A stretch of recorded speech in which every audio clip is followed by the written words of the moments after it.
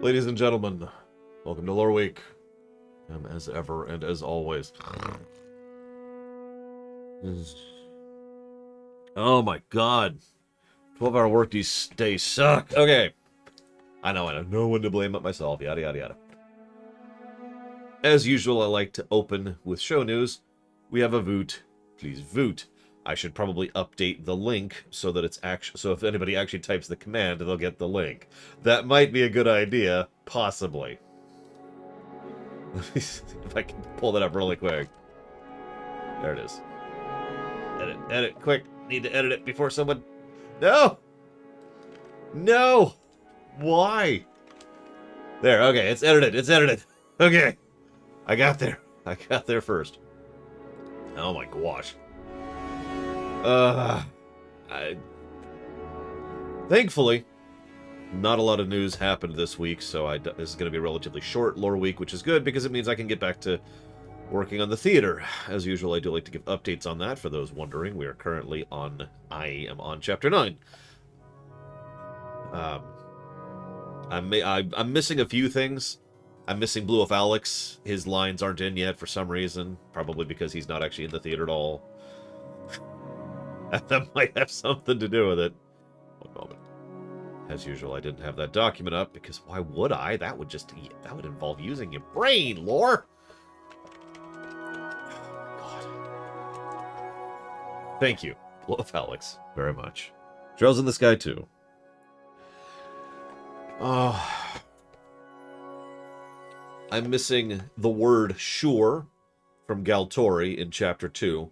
I'm missing a line from Luneruth in Chapter 6. And I'm missing one line which I just discovered, like, this morning, for Hat in Chapter 9. And so far that's it. I'm missing 3 lines. So, doing pretty good, actually, as far as missing lines.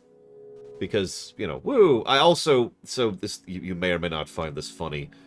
As a result of hitting a certain scene where I kind of had to, I have invented... That sounds too presumptuous.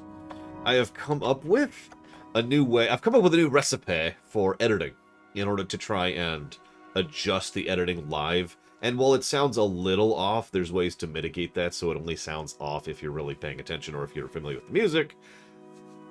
And as a direct consequence, I realized, because I came up with that in Chapter 7, I was like, oh my god, now I'm going to have to go all the way back for Chapters 1 through 6, excuse me. And once again... go through the whole series. It's okay. This is just going to be a watch through. We'll call it a proofing run. And try to see if there's any other places in which I can actually apply that new editing technique in order to make it look better and make it sound better. But that's where we're at with the theater. Chapter 9 of 13, for those of you wondering. I will guaranteed finish the theater this week, which means we might actually be back to streaming next week. Who knows? But either way, that's where we're at with that. Now, before I continue the next news item, thank you. Who we got? We got Pika. Thank you, Pika. That's for Mass Effect 3. Thank you, Ginger Overseer, very much. That's for Bloodborne. Thank you, Jesse's Ward. That's for nothing whatsoever. I keep saying Jesse's Ward, like it's your ward. I apologize. For Jesse Ward. And thank you, Innocence. That's going towards Wargroove. If you know what you want that to go towards, please let me know, Jesse. Hi, Titan. Or should I say, Haley Quinn? I'm not sure which of those you would prefer me to use. I'm pretty good at mental reassociation. In fact, I have had problems with that. Suikoden 1. You got it. That I can do. So, this is a minor news item. I've actually already updated the Twitch schedule to reflect this. You know how I go over every Tuesday to help my sister out with stuff? And, you know, hang out with my family and have social interactions with said family? Well, that's switching to Mondays. So FYI. That's it. Nothing new to add there. We're still not done with the yard work. We're extremely close. We need to finish laying all the bricks. Which... you'd think, oh, well, that's not a difficult thing to do. I mean, a brick doesn't even weigh that much. It's only like 10 pounds per brick. Anyway, so we're still bricklaying. That's not true, Pika. They said it sold better than they thought it would. Gotta be careful about that word. Which, of course, just it proves that EA has absolutely no idea what they're doing, as usual. Not exactly a trait that they exclusive to them. We have a vote going on. You can type in !Voot in the chat in order to get to a link to it. So if you would like to vote on that, please do. This is one of those give me feedback kind of votes, as opposed to decide what's going on kind of votes. So for those of you who don't actually know what we're talking about, to be very specific, if you go to loreweek.com and you click the review page in the upper right, that's what I'm referring to. There's a spreadsheet, effectively, which is the reviews page, which isn't loading all of a sudden. There we go. And, you know, it's like name, story score, gameplay score, total score, date of run, modifier, replay value, video link. And I'm trying to gauge how much what column means to you. That's a wonderfully constructed sentence. So if you would please respond to that, please and thank you. Part of the reason I'm asking that is because I intend to replace one of those columns with a new one, the golden number. And I'm basically trying to figure out which one I'm going to replace. So far, the current runner is probably the date, because most people probably don't care about the date. But again, I don't know that for certain. That's why I'm asking. Thank you, Time Lord Luke. I'll put that towards Bloodborne. Very much appreciate, and thank you, Ultima Cloud. I'll also put that towards Bloodborne. Might actually get funded someday. We'll see at this point.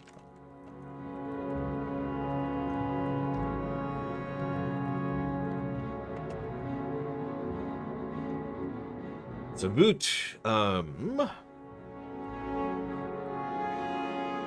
theater progress, is that it?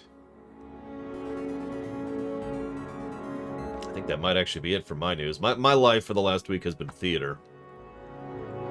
I mean, I could gush about it.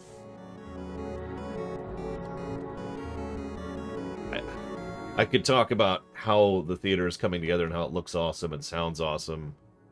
Oh, what is the golden number? I can answer that.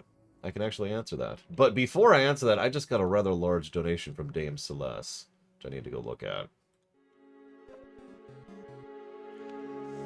Damn it, Valerian. I only know what that game is because Lore Reloaded tried to donate towards it. And he later had to come to me and be like, hey, that was a joke donation. Don't play that game. Oh yeah, for those of you who haven't actually noticed, the list is in fact back and up to date as of last night. It is not up to date as of this morning, because there have been a few donations this morning. And Walker, thank you, Valerian. And thank you, Jeremy B, 1982, very much. Very, very much. I've put that towards Command & Conquer 3. So Dame Celeste, so let's see, that's 1, 2? Is it just the 2? It's the 2. How am I going to divide 65 in 2?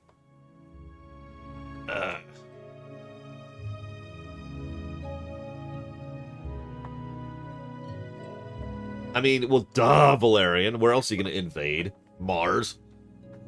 Venus is already taken over by the Nazis, so we can't do that one. Hello, nobody. You can check yourself, Pika. The list is updated. All the information is there. Oh, no, you wanted to put that towards just one Fire Emblem. Never mind. Please tell me that's the one I bought recently.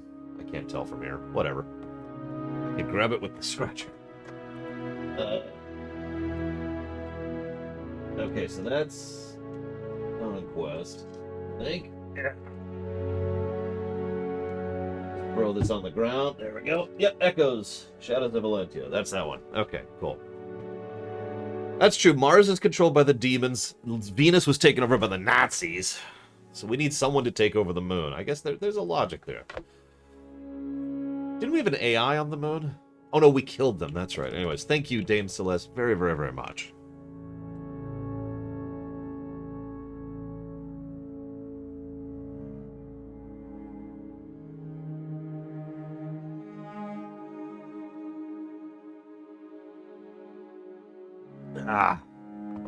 Much appreciated, as always. That is going towards the Fire Emblem, Echoes, Shadows, Valentia, plus... I'm just going to put just DLC on there. that's gonna... It's already... In fact, you know what? We're just gonna get rid of Fire Emblem and say FE. It's already gonna be way too big. In fact, we're gonna get rid of Shadows of Valentia, too. We're just gonna say Fire Emblem Echoes plus DLC. There we go. Much better. Boom. Rita Repulsa's sealed, Jesse. She's not doing anything. And the first thing she's gonna do, she wakes up, she's gonna lose to a bunch of teenagers with attitude. Thank you, Shikor. I'll put that towards the Zelda blog. Well, the moon was destroyed in the Extant, Village Idiot, so...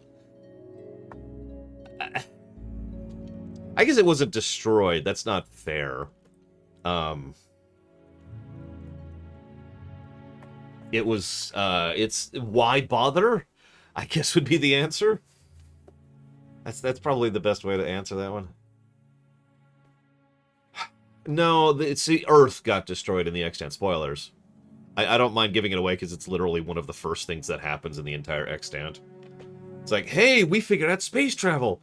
Hey, there's aliens. Hey, there's hostile aliens. Earth is destroyed. It's like the third story beat. Anyways, it's okay. Billions die.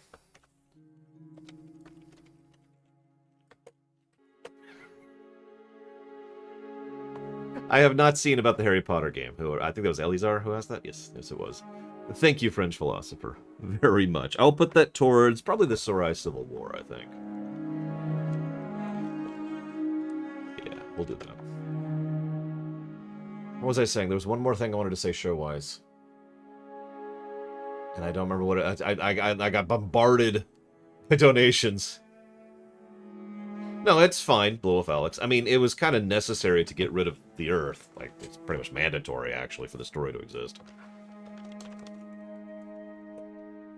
Stanley Parable. Thank you, Johnny, very much. As always. I mean, I could not get rid of the Earth. It wouldn't be that hard to do, but then I'd have to decide what the hell Earth has been doing for 2 centuries. Since, obviously, in the existing timeline, Earth isn't there. I mean, it's there. It's just a lifeless ball of rock. The Russians aren't on Venus. I've played Wolfenstein. I don't want to... I've streamed Wolfenstein.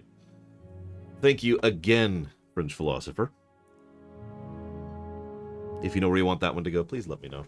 Oh yeah, Stanley Parable's funded. God, you're right. I think that's the 3rd time someone's donated towards Stanley Parable and I've forgotten that it's already funded. It's right there. Here, check it out.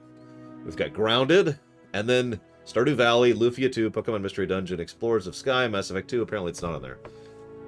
Apparently it's already slipped off of that. But the Stanley Parable is funded. It's been funded for a while. So anyways, no, Johnny, I refuse to put that towards the Stanley Parable. Because it's funded. And you got it again, French Philosopher. Thank you. I'll put that towards the other Extant video that is currently being funded.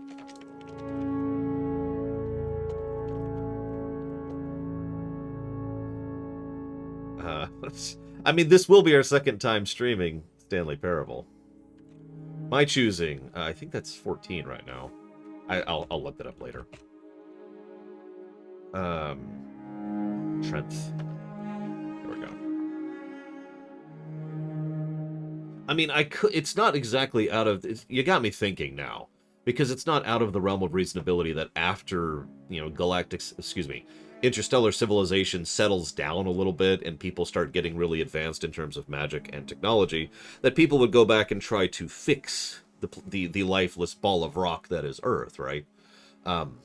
If you've ever played, this is a dumb analogy, if you've ever played Master of Orion, you know that one of the things you can do is you can take a barren world and terraform it into... I forget the whole path, but you can make it a better world with terraforming tech, and each step you make it better and better and better and you can actually turn a barren world into a Gaia world given enough time and effort. Yeah, all the way up to Gaia, exactly. I just don't remember the path anymore because it's been so long, and I usually don't care until I have Gaia, or, the step below Gaia, which is something I can think of.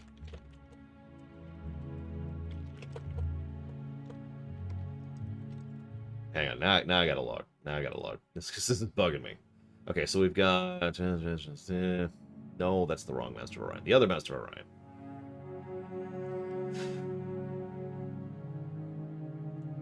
It's not going to tell me, is it? Oh, hang on. Okay, there we go. So we go to Barren. Apparently it goes Barren, Swamp, Arid, Terran. That's the second one. And then Gaia is the last one. Okay, okay.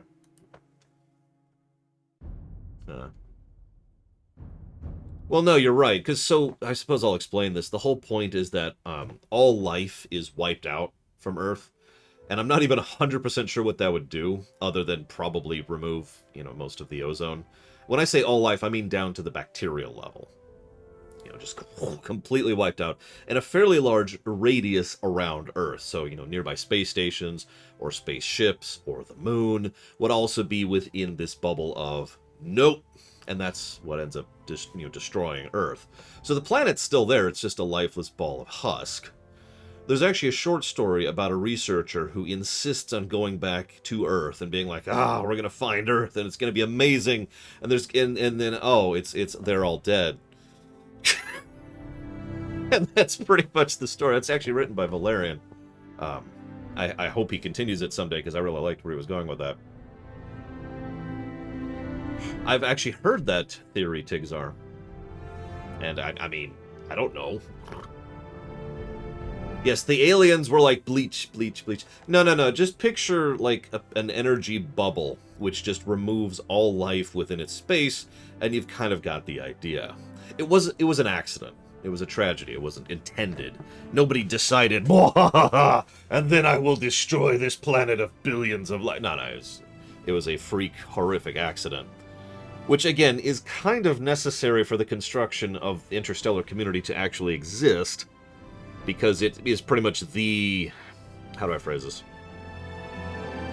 I can't think of a real-life equivalent all this off the top of my head, but this has happened in real life, where a significant and massive, devastating environmental disaster has happened, which has forced people to develop, right? To be like, oh God, we need to fix this. We need to deal with this. And that's what basically kicked Catalyst. Yeah, it's the catalyst for the interstellar society to exist, right? Because, oh God, we've lost Earth.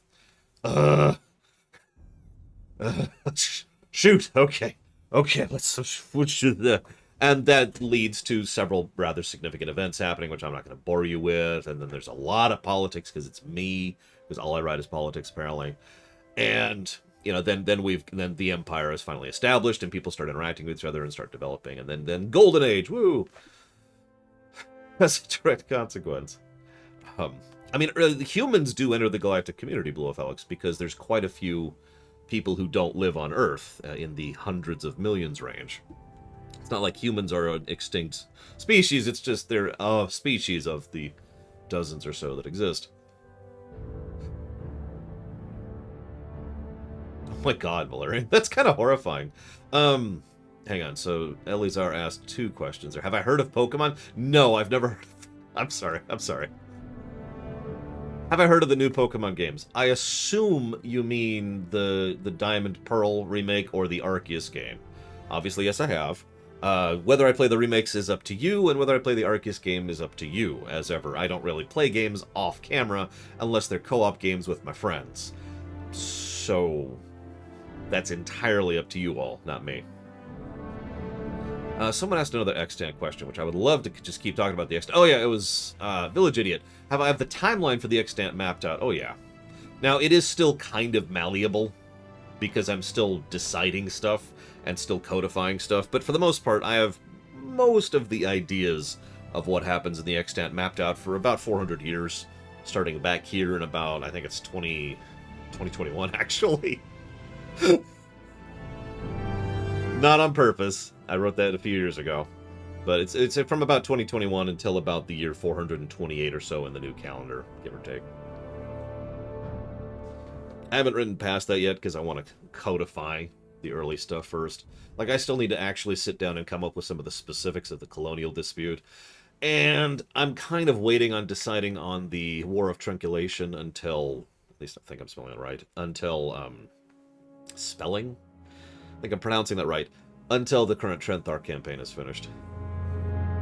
Oh yeah, and then someone said hostile aliens. So yes, hostile aliens were involved in the destruction of Earth. Kind of, not really.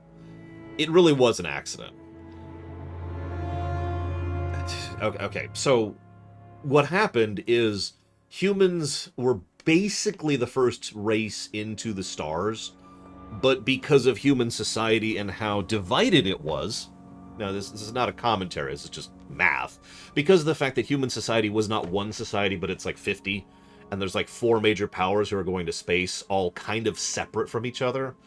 They're not unified in any sense, so their progress is simultaneously and rapidly extended, but also not really infrastructure-based. So there's a lot of new technology being developed, and there's a lot of new ideas being developed, and yet they don't really have the infrastructure to support that yet. Does that make sense? This is in contrast to the Trenth over here.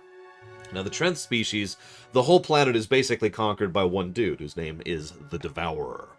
Now, the Devourer, he takes over the whole planet and basically overhauls everything and says, okay, we're going to space, and we're making this happen, and builds his own relatively small interstellar empire. It's only 3 systems, but at this point in time, you know, it's how it is. This is an organization known as the Supremacy, which you may or may not have heard of. The Supremacy's policy is pretty simple. You know, we take you over, you become part of us, and then we adapt and change you into be more like us, and yada, yada, yada. Fairly simple approach like that. Now, the Supremacy, which is consistent, I don't even remember the name of all the races. There's like 4, I think. 4 or 5 races that consist of the Supremacy. But, no, not the Borg.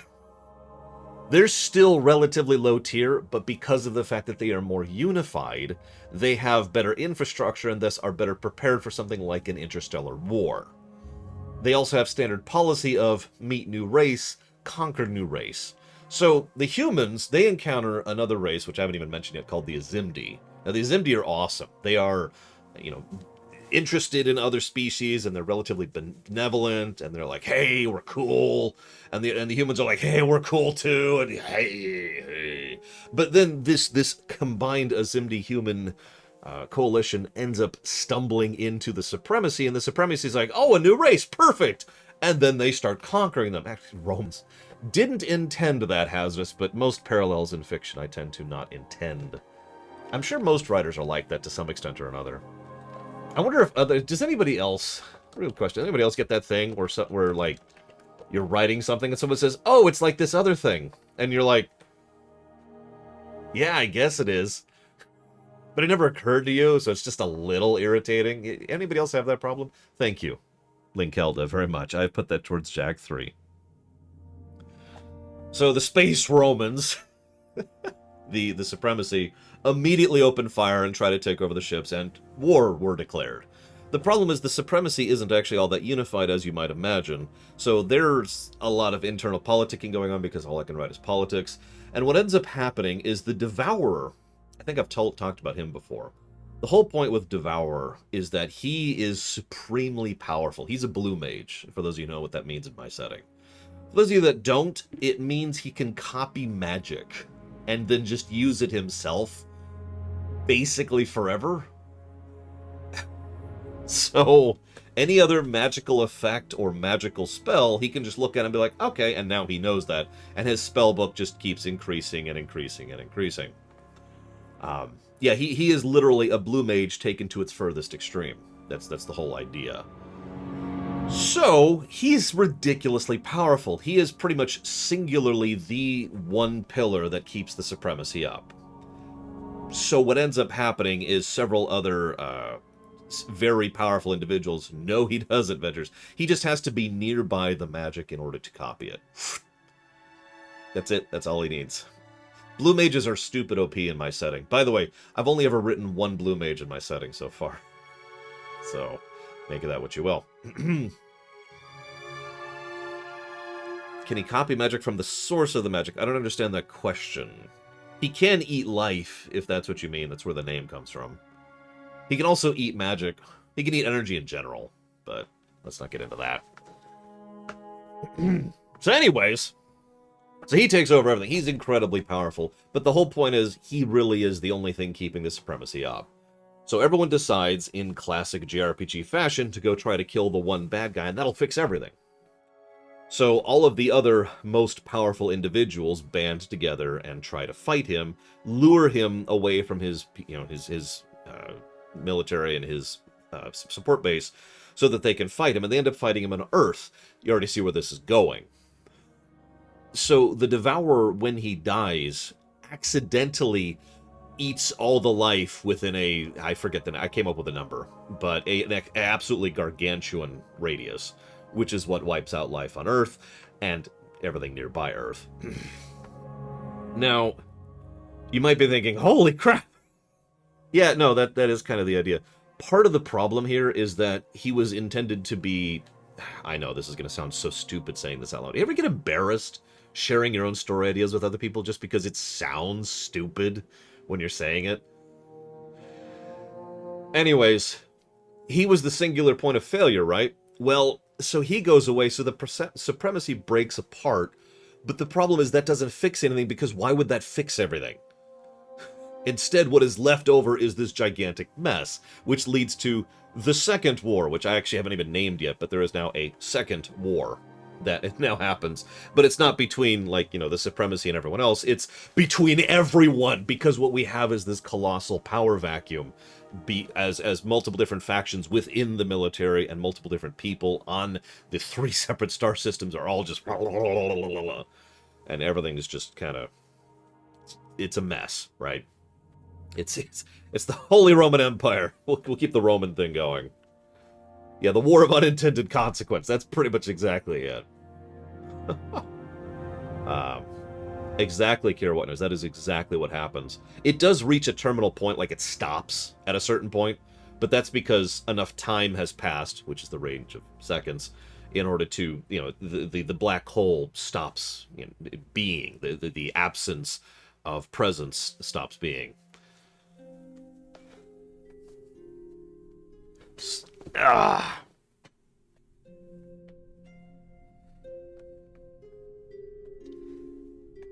Yes, no, you're absolutely correct, Valerian. Some of the people within the Sol system did survive. Like I said, I actually sat down, because I'm a total geek, and I actually mathed out the exact range of how much was absorbed in the life-drain black hole that is the Devourer's death. But I forget what it is right now. It was enough to encompass a fairly large chunk of everything around it, but leave most of the rest of the system alone. Most of the Sol system wasn't really colonized, because most of the Sol system isn't really colonizable. That's true in real life, too. You know, you look at Mars, and it's like, that's relatively colonizable, right? In a few centuries of constant effort. Or we could go to this Terran world, or this Gaia world, over in this other system. Huh, no you cannot, Elizar. What do I do? Super Mega Gaia world with tons of valuable resources, or Mars? You get the idea. I was actually thinking about that. No, it's no offense intended, Elizar. It's just no. That's true. Titan. We could have Titan, or we could have a Gaia. No, you get the idea. You get the idea. I think I've made it clear. Yeah, Mars, I'm sure Mars isn't really super useful for colonizing so much as it is for, you know, digging.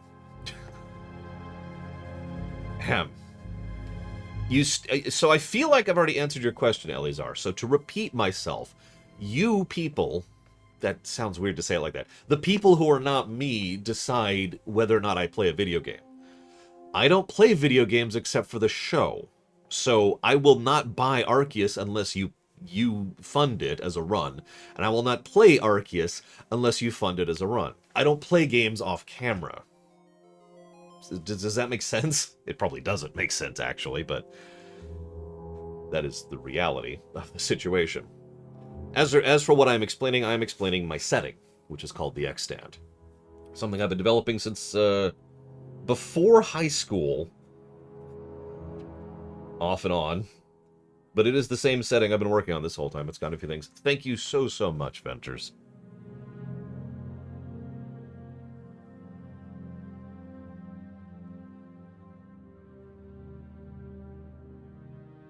Always and ever appreciate. Thank you. I didn't see where you want to put those towards.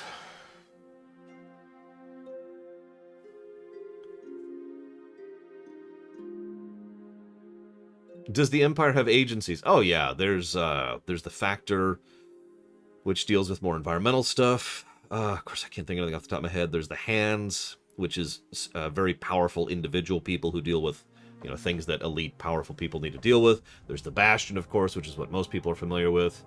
I can't think of any others off the top of my head. There are other agencies. I've written them all down. There's plenty of agencies. Are there any evil agencies? I have not written one. Kind of the point of the Empire is to not be evil. Like, that's arguably the central primary core point of the entire narrative. So...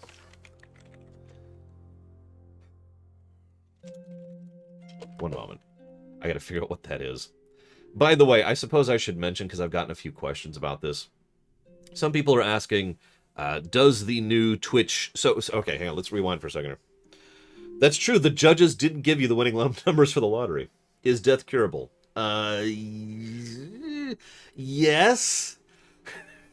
Not easy, not common, and there's consequences. But yes is the answer to that question. It is easier to say that dying is more curable than death is. To explain what I mean by that, most people by about the year 130 or so don't have to die unless they choose to, assuming they live within a core world. Death is a choice at that point, not a biological imperative. However, if you have already died, it is much harder to bring you back from that, and might actually be impossible depending on the circumstance. You need a few pieces to be in place for that to even be available. Hang on. So some of you may have heard that Twitch is changing how much the subs cost based on your country, which is good. Now, the old age is fixed. I mean, medical stuff is related to that as well, but I suppose that's valid as it is. Death is a choice, is how I like to phrase that. That is going to change how much money I still make, because I still get 50% of whatever your Twitch sub is. So that's how that works. I'm just going to kind of presume that they're still the same price, because I have no notification whatsoever how much it cost you. And that's a level of paperwork I'm not willing to deal with. Cool? Cool. Just wanted to get that across really quick, because holy crap. Romance of the Three Kingdoms, 14 for Venters, and I just got a donation from Innocence. I have never heard of that, Innocence. Hit the stream brakes. Let's look this up. Never heard of that game.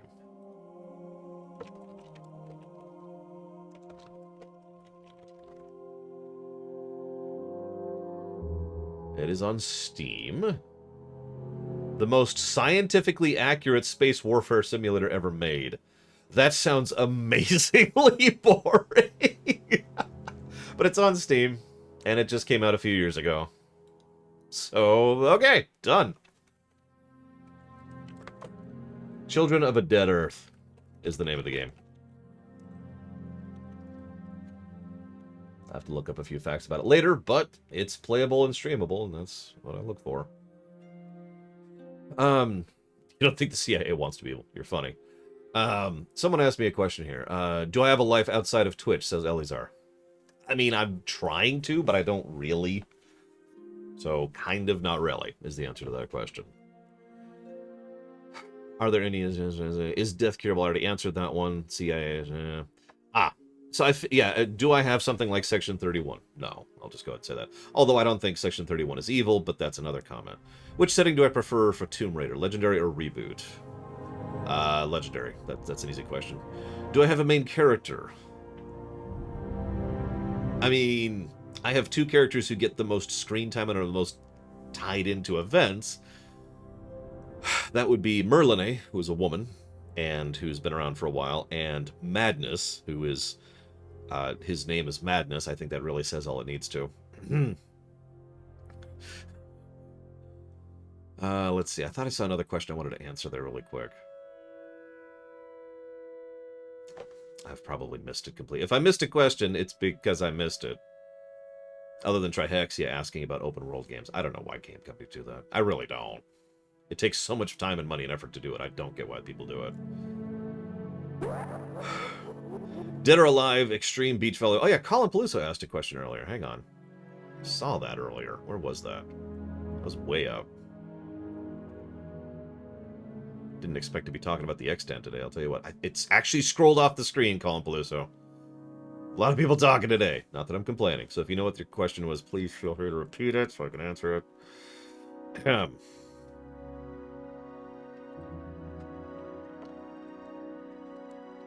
$1 towards... What should I redirect that towards? Let's see. What's the opposite of Dead or Alive Extreme Beach Volleyball? Bloodborne. Perfect. How does the Empire handle justice? So the Empire has an organization known as the Judges. The Judges follow a conceit, a philosophical conceit, and that is the idea of truth. And you're probably thinking, what? When I say truth, you may or may not know this here on Trahexia. Truth is not something that's... Truth is something that might exist in real life, but we don't know if truth actually exists in real life. Does that make sense? Within the setting of the Extant, one of the earlier things I decided was that truth does exist. I decided to make that as a bedrock concept. Now, the Judges have the ability to access truth. They can actually... think of it like pulling up a Wikipedia entry in your brain really quick. And just be like, oh, well, this happened because of this and this and this. And so they now know the truth of the situation, which is that Gary just donated towards... let's put that towards FF14. Let's do that. Thank you, Gary. As always, we still down for tonight? I think that was tonight. Judges have the superpower, for lack of a better way to do it, to access truth. So as a direct consequence, thank you, Majdi, very much. If you know what you want to put that towards, please let me know. They can know whatever. That's why they're called the Judges, because that's what they do. No, FF Tactics Advance isn't even on the same board as what I'm talking about. So imagine for a moment, let me make up an example here. What's something most people will know? We'll use Star Wars, old Star Wars, right? It's actually a bad example because we don't know the truth in that one because the writers keep changing their frickin' mind about it. Let me try another example.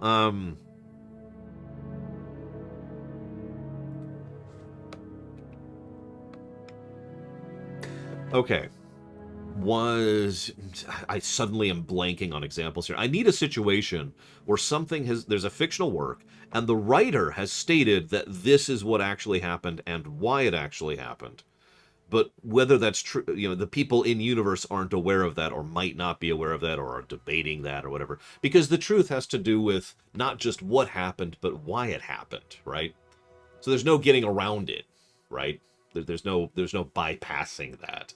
If you, oops, I accidentally tripped into this button, your intention was to trip into that button and cause it. You are still guilty in such terminology of actually causing that button to be pressed, right? So you're guilty. And the Judges have access to basically all of the information.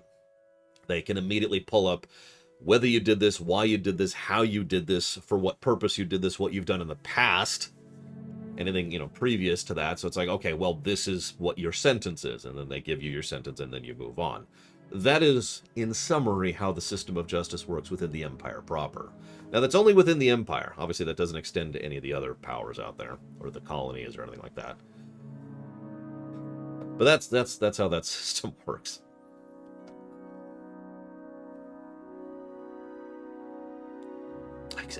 I'm suddenly blanking on a good example of that. Like Endgame, I don't even know what you're referencing in Endgame. Yes, all the Judges, 100% of them, regardless of race, species, or gender, all talk like Columbo. No juries, no lawyers. There's no need. Why would there be? Now, there is a bureaucracy infrastructure, but that's entirely about getting people to see judges. Does that make sense? So there's a whole lot of, okay, and you go here, and then you, okay, and then we'll process you. And obviously there's a whole system of implementing whatever the judges implement.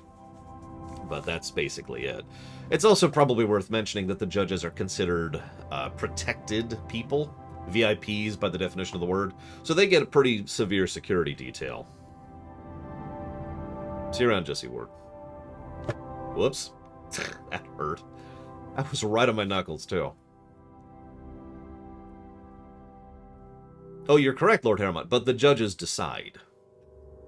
If you do something, the judge sentences you. There's no one else who does that. We could, if you really wanted to finagle it. It'd be like, all right, so, Lord Harrowmont did this. Lord Harrowmont ate... No. Lord Harrowmont knew Valerian was eating puppies, decided to profit off of that. Because because the reason Lord Harrowmont wanted to profit off that is specifically because he doesn't like the color of his current car. So he wants to buy the same car, but a different color. And he can't quite justify that on the budget. So he's going to go videotape Valerian eating puppies so he could turn Valerian in order to be able to get the money from the bounty and then be able to afford. And then be able to afford. This is just going to be a trend now, Valerian, in order to be able to afford his new car, right? So, in that circumstance, all of that information is the kind of thing that the judge would be able to instantly know by virtue of accessing the situation. Like, okay. So, they might look at that and be like, well, Lord Harrowmont is obviously kind of guilty here, right? Because Lord Harrowmont just did something wrong. Now, they may have accomplished a good with it, but they have done wrong. It is now then the judge's job to decide what to do about that, if anything. Because they don't have to do anything about that. And that's more of a judgment call thing. The original, I will admit, idea of deciding that truth exists within the setting is because, and this is probably not going to surprise most of you, it's because of the fact that I'm a very strong proponent of the idea that the author should know the truth of their setting when they're writing it. Now, I know a lot of people disagree with this, and there's a whole bunch of debate and argument that can be done about that, because some writers just write something and it's like, just go with it. You know, or they don't bother to think about it, or they don't care enough to think about it, or they're lazy bastards because they're writing for Voyager, or, whatever. But I am a strong proponent of the fact that even if you don't show it on screen, the author should know why what is happening is happening. And if that is a true statement, then truth technically does exist within that fictional setting. So I just made something in universe that has access to that. It's like pinging the GM, if you will. Well, that's a good question, Plutonia. It would depend on the specific circumstances. Maybe a rehabilitation thing? I don't know. I will say this. Someone earlier brought up vengeance versus rehabilitation. Generally, I wasn't actually bringing up J.J. Abrams at all. I could point to a certain Berman if I wanted to. Or Kurtzman and Orky, who have no idea what they're writing when it comes to, for example, Into Darkness. The Empire tends to lean more towards rehabilitation and less towards punishment. And that's kind of a broad, sweeping thing. Thank you, Epic. Very much. I will put that towards the Outer Wilds. If I can spell that right. There we go. But yeah, exactly, Poindexter. In the setting you are writing, you should, my opinion, know what you're writing. You should know why things happen the way they happen. That's why I've been working on this setting for the better part of 27 years at this point. Well, it depends, doesn't it, Village Idiot? It depends entirely on the specifics. If you are someone who kills puppies, then they're probably going to be like, all right, what the hell's wrong with this person? And if there's nothing, biologically wrong with them, if they're just an evil person, then they're going to shoot him in the head and throw him in a ditch. That's an exaggeration. They'll probably throw him into a star, but you get the point. It's a very thorough way of dealing with it. Now, Eleazar has asked, I think 3 times now, what the most OP thing is in my setting. Probably madness. He doesn't do much because he's mad. That's kind of how that works. But madness hasn't really been... He's probably the single most individually powerful thing within the entire setting. I mean, he did start the Swarm War. What if they're evil puppies? That's true. That's true. If they're evil puppies, then that could be a thing. What would an evil puppy be? I will eat all the leaves off this tree. There will be no more eat leaves for any of the other animals. And some animals will die. Sorry. Reference. What is madness? That's a good question. I'll instead of trying to describe the character, allow me to try to describe what he looks like. I want you to imagine a whole lot of glass shards, okay?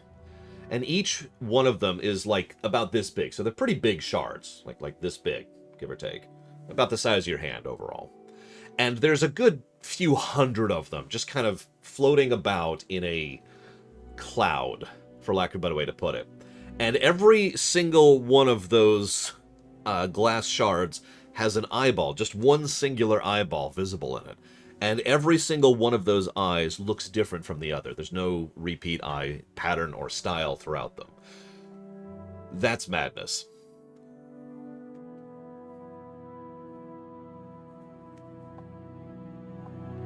Interesting idea, Valerian. What would be interesting is why the judge would go along with that. Because they would, but why? Shadow of the Conqueror? I don't think I've heard of that. I know who Shadiversary is. Do each shard has their own personality? No, it's one cohesive entity, kind of. I mean, he's very mad. I will go ahead and admit that Madness is the character most based off of me.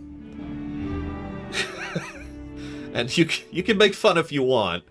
I don't really have a self-insert with regards to the Extant, for obvious reasons. I used to, I'll be honest about that. Back in my high school days, there were a few self-inserts. They've been ejected from the setting. Madness is the closest thing that is still a self-insert, because I basically just write him in ways that make sense to me. And that's the simplest way I can describe Madness. And it makes perfect sense to me. My sister and I have actually had several talks about him as a character, since she's actually written stuff in the Extant, and she has worked with me with it for over a decade at this point. And she always laughs, because she's all like, well, okay, what would Madness do in this situation? I say, well, obviously he'd do this, because that makes the most sense. She's like, ah, okay. Got it, cool. Does intention have importance to the truth? Absolutely. I feel like I already said that, but to reiterate and make this very clear, they know why things happen, not just what happened, right? So let's say that you drive to work one day, just kind of, and you sneeze, and while you sneeze, you run over someone. It's like, whoa, oh my God. Now, obviously, that's not murder, right? And so a judge would be able to tell, well, you sneezed, and they would even be able to tell why you sneezed. So, for example, let's say that you didn't want to take a Benadryl going into work that day because of the fact that you work on factory equipment, right? So you decided to just kind of live with your allergies. And so from this exact scenario that's being here, there's no guilt at all, effectively. What happened was something that was a complete freak accident that was done without any malicious intent or even any negligence. So no guilt, you're good. And meanwhile, we're trying to help this poor person in the hospital. Sense make? Now, there's other gradients there too, but that's the whole point, is those kind of gradients. Thank you, Twister, very much. Sorry. Much appreciate. And thank you very, very much, Ciela. Ever and always appreciate both of you. If you know where you want those to go, please let me know. I know that's for Hazardous and Plutonia. What's the game, Hazardous? I know it's weird, Shikor. What can I say? Now, no, someone said something earlier. I wondered. There it is. Lord Harriman says you can argue. What's the difference between killing a puppy and killing a pig? At that point, motive matters. The whole point. Battlefield 1. That's the World War I, right, Hazardous? Make sure I'm on the same page there. Dungeons 3. Sorry, Twister. Thank you still. Got it. Battlefield 1. I don't have enough to look that one up because I know that one. It's actually on my list. Is it games I would like to play someday? Not to be confused with my list, which is the one that's on the website. Oh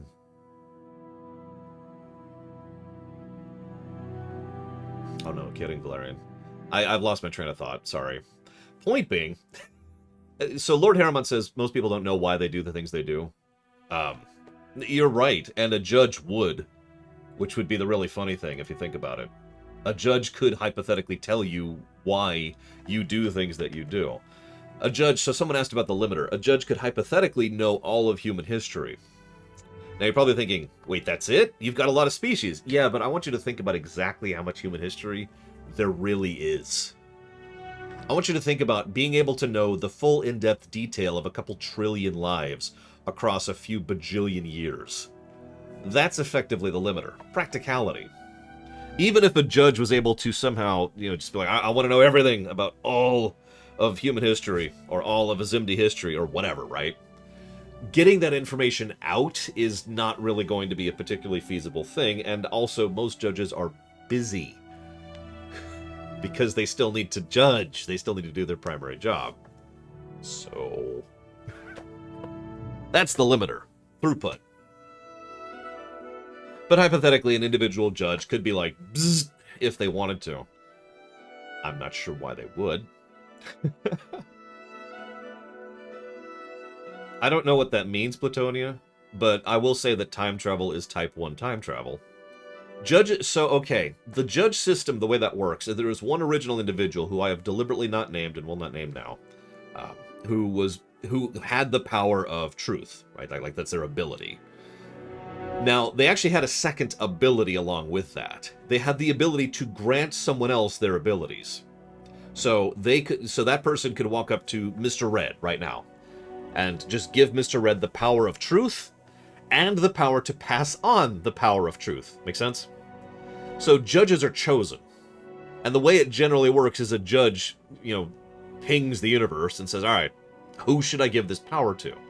And because they know the truth, they know who they can give it to safely, or who should, quote-unquote, get it. That's another thing. The other aspect of truth existing within a setting is the concept of the word should. Because in real life, should doesn't really exist. At least it maybe, possibly. We don't know. But in this particular setup, there is a concept of how things should go. Right? Make sense? So this person should make it. No, Pika, not at all. In fact, my character predates Sheogorath. Actually, there's no deities in my setting that I've ever written, because I just stay away from religion, because that's just a hotbed if I don't want to deal with it. So no. Someone asked a question earlier. Do judges do other work with their power? They can, absolutely. They don't. So whether or not a judge is... You're funny, Lord Harriman. You watch MLP, you know how you can do stories without conflict. A judge, you can do stories in an idyllic setting. Can do whatever, basically. But they... So one of the things, I think Valerian and I have actually talked about this. One of the things I thought was kind of a neat thing is, what does a judge do on their spare time? One of the things I came up with was speedrunning. Now you're probably thinking, well, of course you did, Lord, you love speedrunning. But hear me out for a second. Imagine for a moment that you knew exactly how to do every single trick to speedrun a specific video game. Because you could just know that, right? But you still have to do it. You still have to have the precision, you still have to hit the right frames, and you still have to do it at the right time, and blah, blah, blah. It's not like their ability to know suddenly imparts tremendous, hand-eye coordination or whatever, right?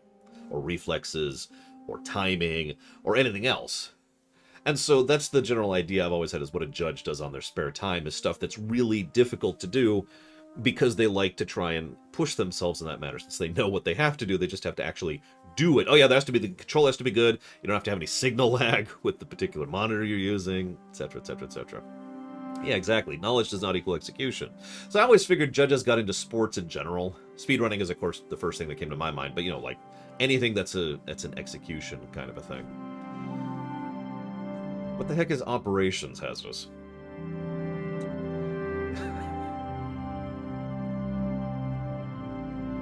A Rubik's Cube. Well, that's an interesting point, because you can look at the Rubik's Cube and say, how do I solve this?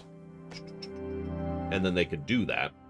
Or you could look at a Rubik's Cube and not know that. So someone asked earlier, are they gods? And I think the reason why is because this sounds a lot like omniscience, but it's actually not, at least by my definitions.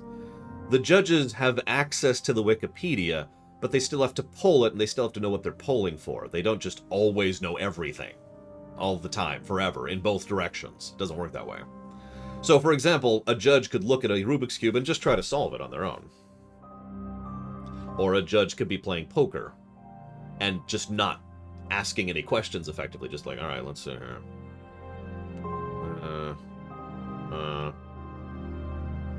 Or if they're playing chess, they could just not be deciding, okay, what should I do at any given time? They could just be like, and they could just decide on their own. Is Madness the main bad guy? I don't think there is a main bad guy for the Extant. But either way, I don't personally consider Madness a bad guy. Which probably says something about me. But I'm, I mean, as I'm just thinking through my head here, yeah, no, I can't think of a main bad guy or even a large bad guy. I'm sorry, Mike Kamano. I apologize. I know nobody wants to hear me yammer on about my setting. Let's go ahead and move on. Let's move on. The Devourer. I mean, the Devourer died, like, in the year 30. Oh, yeah, what would Madness's D&D alignment be? So if we're going by the actual rules of D&D, which is there's chaos and there's law, and that means you care about going anti-law or you care about going anti-chaos, right? And then there's good, which means you care about doing good, and evil, which means you don't care about doing good. And neutral just means none of the above, right? Makes sense? So by the actual D&D rules of that, I would probably put Madness at true neutral. Because he doesn't care about anything. He does what he chooses to. He is not pro being organized. He is not anti being organized. He is not pro-good, and he is not anti-good.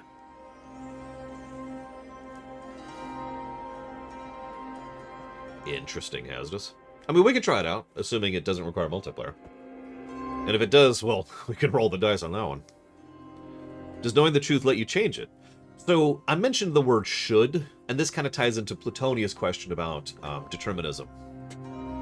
Let's say that, let me just make up a random example. Let's say that Valerian should become Emperor of the world. That would be the best outcome, right?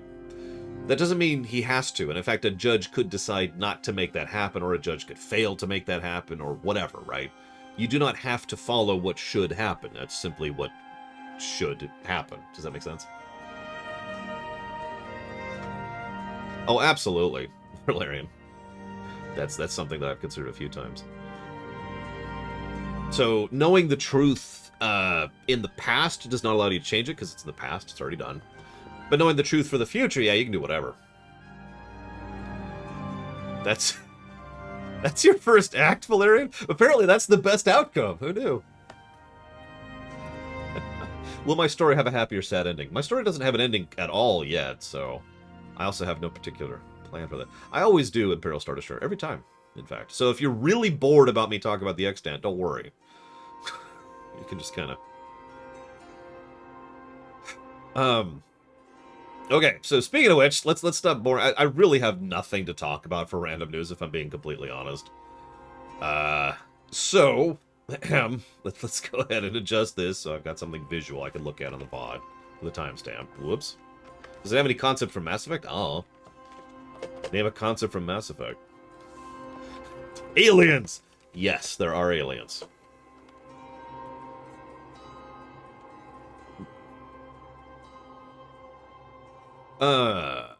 The Blizzard situation is still developing. I could tell you about how Blizzard is losing sponsors, which is cool. I say Blizzard. That's actually inaccurate. I apologize. I can tell you how Actiblizzard is losing sponsors. I can tell you how Actiblizzard currently has a class action lawsuit against it, which is just a bunch of people trying to make money off the situation, if we're being honest, but I'll get to that in a second. I could talk about how Actiblizzard has lost at least 3 major people, including 2 who worked in the HR department, and Frances Townsend has left her position, but not the company. But it's okay, because Actiblizzard is making a Call of Duty mobile game.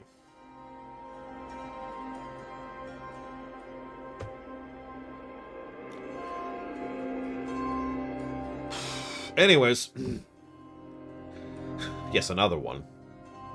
I do want to mention one thing really quick, just as a result of this. I really don't have any actual news this week. But several people have said, is Blizzard doomed? Which is incorrect. The correct question is Actiblizzard doomed? One of the things that's true, by definition, is that a corporation is designed to be a multiple pillar structure. Most corporations are, I should clarify that. If you don't know what I mean by that, it's pretty much the exact opposite of what I was talking about with regards to the Devourer earlier. The Devourer was a single pillar. With him knocked out, the supremacy fell apart. But if you have multiple pillars, then you could lose a pillar and lose another pillar, and it's not the end of the world, right? That's the whole point. It's actually what I do with regards to my show as well. Now, the point, however, is the way you knock down a large-scale corporation is you knock out a whole lot of pillars simultaneously. Now, whether that's actually happening now or not, that is still to be seen. A whole lot of people disliking a company is not exactly something that's new. And EA is still going. Hell, I got a better example than that. Bank of America is still going. So, statistically speaking, we will see is the actual answer. But, yeah, Nestle still exists. Ugh. We will see, but I sincerely doubt anything substantial will change other than the fact that this will be the end of the Blizzard IPs. That's probably the outcome here. The actual Blizzard IPs are probably gone. We're not going to get any more StarCraft stuff outside of mobile. We're not going to get any more Hearthstone stuff outside of mobile. Or Warcraft stuff, or Diablo stuff, or Overwatch stuff. It's probably just going to kind of go... And that's the most likely outcome. Yay. Moving on. I actually only have one other thing to talk about with regards to random news. I only had 2 bullet points this week, which is why I didn't feel bad yammering on about the Extant. Not as long as it's making money, Mike Kamano. So for those of you not aware, Disney has this thing called the Star Wars Galactic Star Cruiser Hotel. I've got the page up right over here. This thing is funny.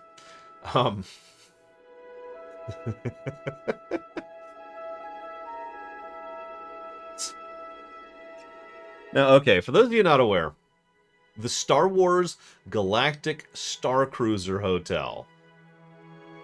Now, let's start by mentioning something. So for those of you not aware, I used to live in California. In fact, I grew up in California. So I was pretty used to going to Disneyland. Now, the reason I bring that up is when you go to Disneyland, you shouldn't stay at the Disneyland hotels because they're overpriced and they're not very good. So what we used to do is we would stay at the hotel over here and we'd take the trolley, I guess would be the word for that, into the parking area and then actually go in and go to Disneyland that day, and then we'd take the trolley back over to the hotel. And this hotel was much cheaper because there's a lot of decent cheap hotels in the Disneyland area, right? It also helps that Anaheim Center is like right next to there, the convention center. So, yeah, we'll see, Pika. We'll see if that develops into anything.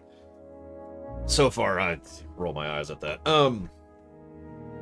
So, the idea of Disneyland hotels being expensive is not new. However, the Star Wars... Hi, Cadmus. The Star Wars Galactic Star Cruiser Hotel, if you have 2 guests... So if you have the 2 guests per cabin rate, that's $1,209 per guest per night. Now, you can only do that if you have it at 2 guests. So that's $4,800 a night. Or roughly $5,000, if I'm not making this very clear here, a night.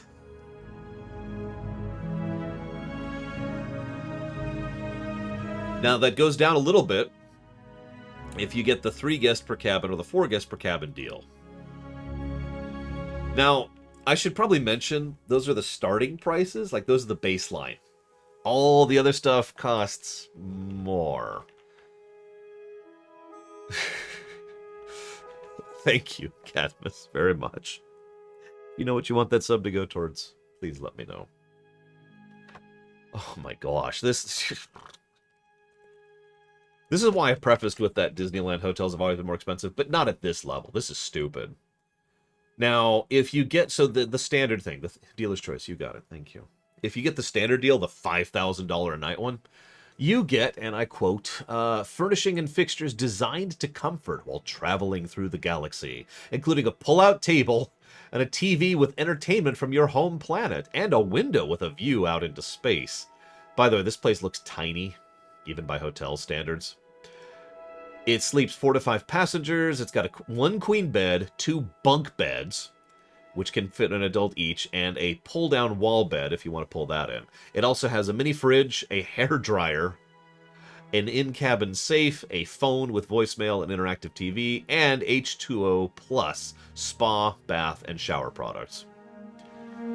So it's got, let me just go through that again. It's got a bathroom, a TV, a phone, and a few beds.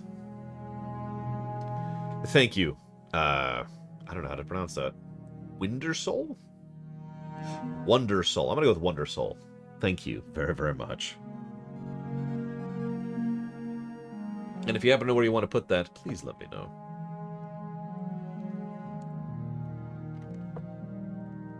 That's right. There's multiple beds. That's worth 5,000. Please think for a moment. Please bring this down to earth to the personal, immediate perspective of you, the person, and think about how much $5,000 is. Think about what you could do with $5,000. Think about $5,000 from an everyday billing perspective. Like picture for a moment how many months you could live comfortably off of $5,000. Now, I couldn't live a year off of that, but that's close to a year of living for me. And that's covering everything. That's food, bills, and rent.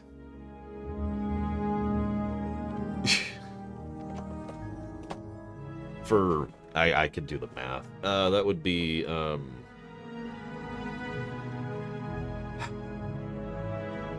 7 months. That would be 7 months of existence for me right now. Thank you, Elizar. Very much. I'm afraid, however, it's going to cost you $5,000 to sub again. So if you could give me... If you know what you want to put that towards, please let me know, Elizar.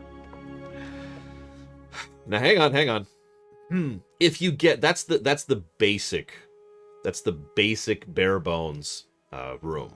If you upgrade to the Galaxy class suite, you get a bathroom with 2 sinks,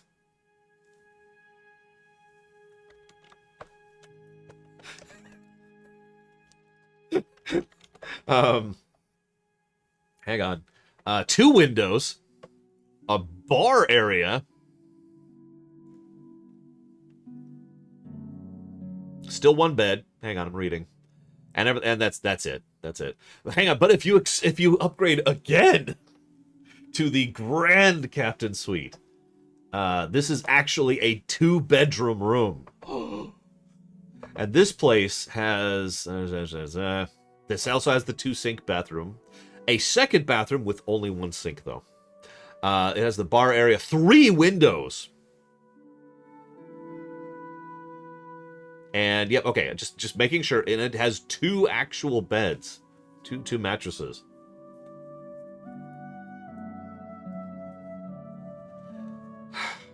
Now hang on, what does this include? What does the $5,000 include? An ongoing immersive interactive entertainment. We'll cover that in a moment. Food and beverages does not include alcohol, and 1 quick service meal at the specific restaurant. It gives you an admission to Galaxy's Edge, gives you valet parking, and it gives you a magic band. Actually, I'm not sure what that is off the top of my head. Blah, blah, blah, blah, blah, blah. Well, the specifics of your voyage will be unique to your story. The choices you make and the unexpected surprises you encounter will determine your personal Star Wars adventure.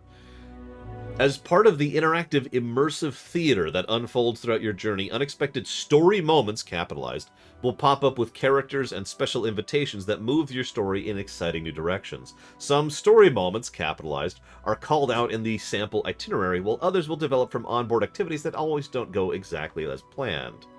Pada example, I got it, Elizar. Sonic Adventure. Thank you.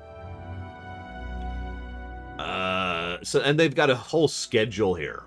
So you arrive at the terminal 1 p.m., you launch pod to Star Cruiser to 1:30, ship orientation, light refreshments, sabacc lessons, muster, captain's reception, dinner featuring live music. What? Yeah, no, what? Okay, hang on. So you show up at 1 in the afternoon. Takes you about 2 hours to get to the next actual step, which isn't just going from point A to point B, which is light refreshments, which lasts half an hour. Then you get sabacc lessons for half an hour. Then everyone gathers, and we go to the captain's reception, and then you have dinner at 5:30. So that's 2 actual activities in that period of time. Dinner, by the way, it lasts an hour and a half. Then you go to the Outer Rim Regalia. I have no idea what that means. And then, unexpected story moment, which lasts half an hour. For example, you might have to prove your mettle to join an elite smuggling ring or hide a stowaway to help the resistance. Then you have bridge training, no idea what that is, and special atrium entertainment in the evening.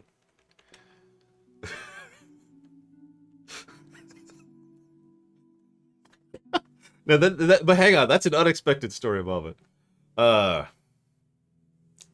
Whoever gifts the sub decides what it goes to toward Elizar. That's the rule. So, a scheduled story moment is you can broker a deal for a heist or arrange to steal a ship from the First Order. Why is that only 20 minutes? Why would you schedule 20 minutes for a story moment? Never mind, I actually just answered that question for me. You could put the heist into action and bring the stolen ship on board, but watch out for the First Order. And you will absolutely go on with this nonsense, because you just dropped $5,000 a day for this. By the way, this is day 2, what I'm reading right now. Day 3 is go to Disneyland.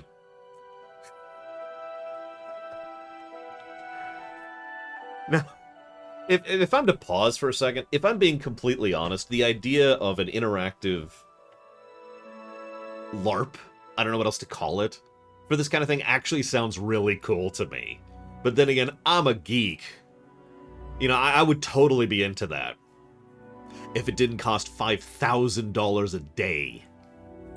Like, think about that for a second. Think about going to a restaurant, right? And being like, and then someone's like, oh my god, it's like a dinner theater where you actually participate. Anyone ever done that? I forget what that's called. It's not like a regular dinner theater. It's like when you go and the audience is part of the dinner mystery. There's a term for that. I've been to that before. It's really fun. And you know, everyone's like, oh my gosh. Unfortunately, I was not the murderer. Sorry, everyone. But my mother was. Anyways, thank you very much, Race Cat. Absolutely appreciate it. I will put that towards Yakuza like a dragon.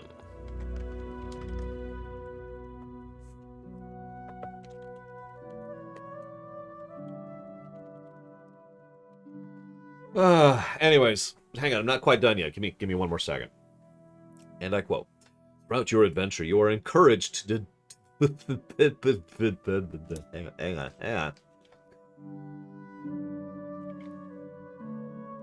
I've been talking a bit. Throughout your adventure, you are encouraged to don your galactic best, as you will become a unique character in the Star Wars galaxy. We invite you to dress the part. If your wardrobe is currently limited to a single planet, Star Wars Galaxy apparel is available in advance from Shop Disney or on the ship. They sell outfits. Those outfits are pretty expensive. I'm just going to summarize that one really quick. Whatever your planet's clothes you choose to wear, be sure to save your finest for the traditional end-of-cruise gala celebration. Now, how do you pack a trip for a galaxy far, far away? Well, you need your photo ID or passport, your phone, your mobile chargers, your camera, your accessories, your glasses, your contact lenses, your medication, your hair supplies for your favorite Star Wars hairstyle, sunscreen, hats, Star Wars Galaxy apparel, including Jedi robes, jeans or pants, including Jedi robes, shorts, including Jedi robes, sunglasses, t-shirts, rain jacket, or windbreaker, your choice, sweater, sweatshirt, or other clothes you can layer in colder conditions, sundresses, and of course comfortable walking shoes like sneakers or sandals for your planet excursion. Yes, there's a cosmetic shop in real life. It's not actually a joke. There's also some fine print, which I'm not going to bore you with, but this is where this is actually the only place where they mentioned that this whole package only gives you 1 day access to Disneyland. And by the way, when I say Disneyland, I'm lying. It's actually Disney's Hollywood Studios, which is not Disneyland, so... if you're curious, the stuff this gives you includes, so here's the specifics. So you get 1-day visit to Disney's Hollywood Studios. Hang on. 2 breakfasts, 2 lunches, 2 dinners per guest. 1 quick service meal, which includes 1 entree and a drink. And a combo meal from the children's menu. That's it. That's everything.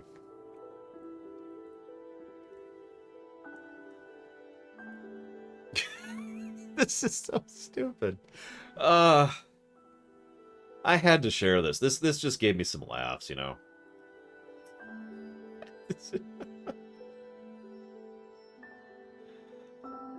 I wonder how many people are going to actually do this. Why would you get a discount for children? One additional anecdote on top of all this before I move on. I like to look at the comments section for news bits because it destroys my faith in humanity. And in this case, it actually got a laugh out of me because there were 4 separate comments on this particular article that I'm looking at. All of them are bots shilling, you know, virus-riddled adware.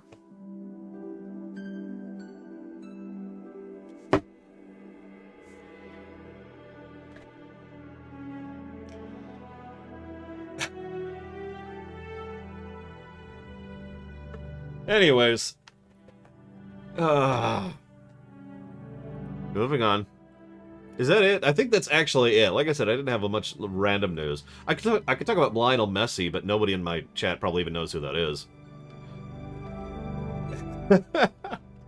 Seriously, does anybody know? I'm actually kind of curious now. One last thing, super quick. I just want to show this off, because I'm a weirdo. You get 1 question, Elazar. Spend it well. So, I have spent probably, God, I don't know, 8 months trying to find one of these that's actually good.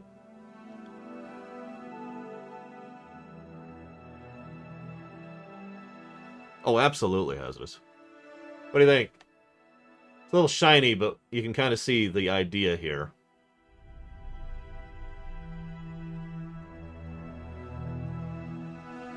You'd be surprised how hard it is to find a custom mask that's actually worth a damn.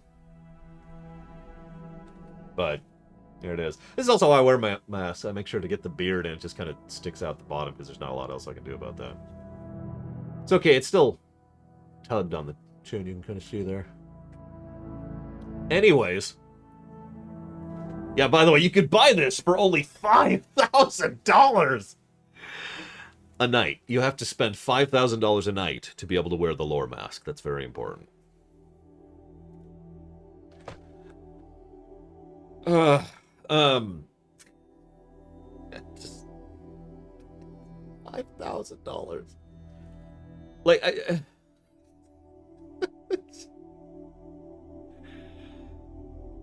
I'm gonna quick, Elazar, I need your question. I need your question, Elazar. It's the last thing.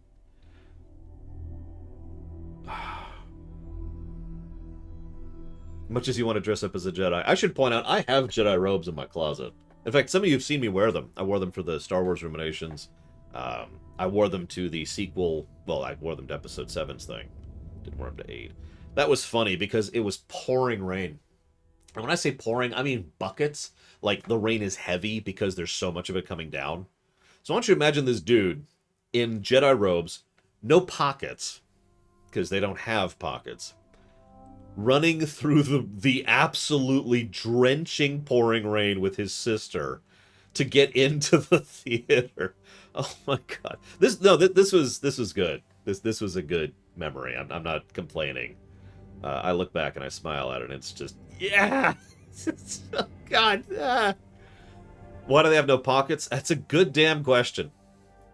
If you ever wonder, if you ever figure out why they didn't have any pockets, let me know. Are pockets the dark side? My robes are black. Although, actually, they're based on Luke's robes in Return of the Jedi, which are black, so.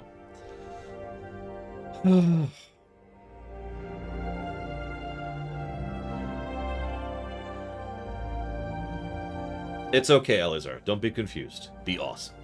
Which I guess you've already managed that part, so. You get one question, Eleazar. The only reason I'm still streaming is I'm waiting for your question. Where do the Jedi hold their stuff? They've got the belt thing going on. Seriously, if you ever look, they've got like those little belt pouches and they just kind of... There's no sign. Then we're cutting off the stream!